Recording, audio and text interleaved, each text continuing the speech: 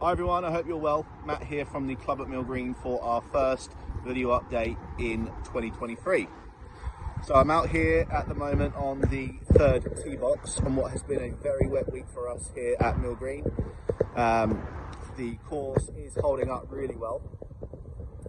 Just a quick note to all of our members and your guests, if you could just make sure that you check in before you do go out on the golf course, just to make sure that we can get the vital information to you regarding if we have trolleys on, buggies on, or if it's just carry only, and anything else just helps us keep our operation nice and smooth, making sure we know who's out here on the golf course.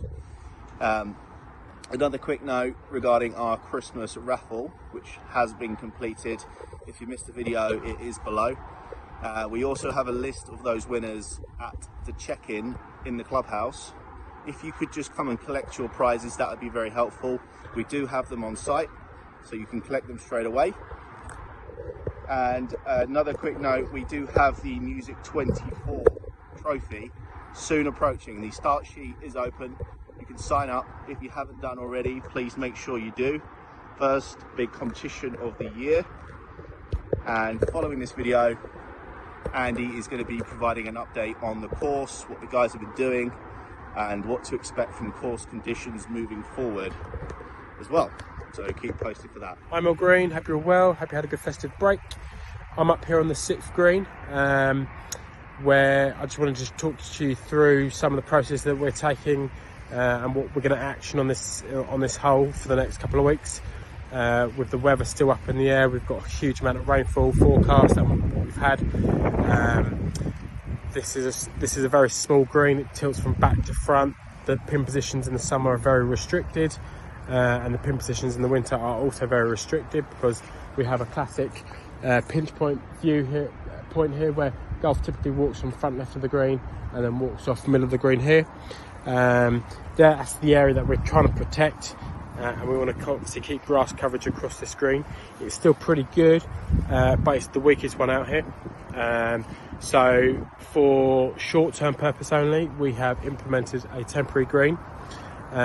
This is just for days where the golf is not so busy out here. We'll be looking at the tee sheet every day and making a judgment whether this comes back on main green or stays on temporary. But we'll obviously make everyone aware on the day as they play. And obviously we don't want to affect any club competitions, medals, etc. But yeah, this is the best course of action to obviously maintain really good putting surface on this hole and keep up and in line with the rest of the greens that we have on the golf course. Here you can see we've got a white ring around the temporary green, which is just short of the greenside bunkers. The pin went in there this morning. We just want to obviously save that green and save all the traffic that goes across it. But there's obviously 3 areas that we're going to be working on over the next couple of weeks to help out with air, light, water, which is the 3 main components of photosynthesis, which I'll talk about next. As you can see, just looking at the screen with the sun briefly out, you've got to say about 80%, 85% of the green's covered with shade. It's just this back corner that's in the sunlight. There's 3 key components to photosynthesis: air, light and water. And obviously with the light very restrictive, it's going to have a massive impact onto the screen. So to help tackle the next component of photosynthesis, which is air, we're going to look to clear out all of this canopy here, the bramble and all the low branches in the trees, and any hawthorn bushes that will be removed.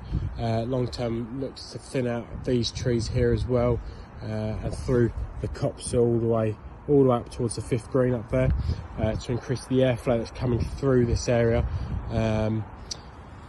which will help dry the surface out and obviously benefit the turf as well. Finally, to increase the movement of water, so then we have all 3 components of photosynthesis covered: air, light and now water. We're going to increase the aeration program. We're going to be more aggressive, we're going to be deeper, punching right through down to about 10 inches to get the water moving through the profile quicker. And then with the on top of the air and the light coming through, we should start to see huge improvements going into this spring. thank you very much for your cooperation up here on 6. It's never an easy decision to put a temporary green in, but it is one of them short-term pains for long-term gains. And then once we start the woodland project again up here, increasing the airflow, thinning out some of the dead wood and trees, increasing the light levels, and obviously increasing the aeration and being more aggressive to get the water through the green. Then we touched all 3 corners of the triangle of photosynthesis, and then we should start to see some real big improvements to this green. Heading into a spring, it should be fantastic for the playing season ahead. Thank you once again, and I'll see you out here soon. Cheers.